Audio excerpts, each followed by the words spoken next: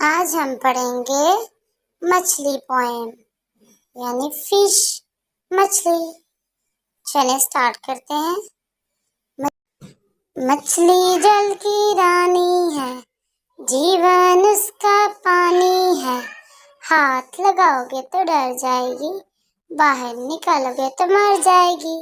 مچھلی جل کی رانی ہے، جیون اس کا پانی ہے۔